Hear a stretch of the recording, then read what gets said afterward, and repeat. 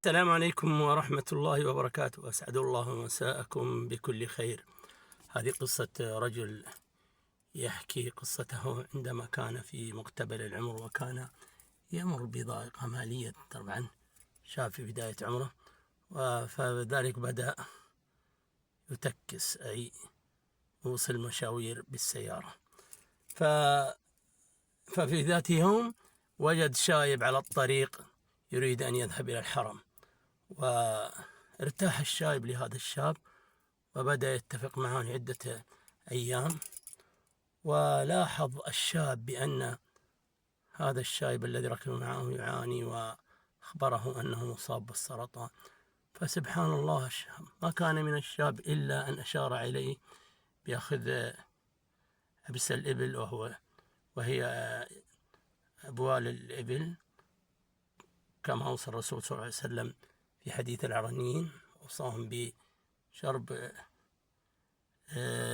حليب الإبل وأبوالها وبولها.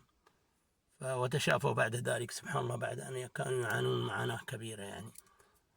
فأخذ من ذلك جواز شرب بول الإبل، وفي منافع سبحان الله. المهم، ذهب به إلى قريب له يملك عددا من الإبل، وبدأ يعطيه ويخلطه مع الحليب ويتناول هذا الشايب.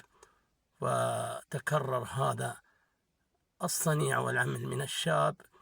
بعد أن يوصل الشايب إلى الحرم، يقوم بأخذه إلى قريبه، ثم يتناول هذا المشروب دائما لعدة أيام. سبحان الله، استمر فترة حتى بدأت تتحسن حالة الشايب، وبعد ذلك قام بإجراء الكشوفات، وبدأ له أنه تعافى تماما سبحان الله، واختفى السرطان نهائيا منه، وذلك كله بفضل الله، وأن جعل هذا الشاب سببا ليدله على العلاج المناسب له. هذا كله توفيق من الله سبحانه وتعالى. بعد ذلك كافأه سبحان الله الشايب بمبلغ يعني يعتبر كبير بالنسبة لهذا الشاب، وشكره كثيرا.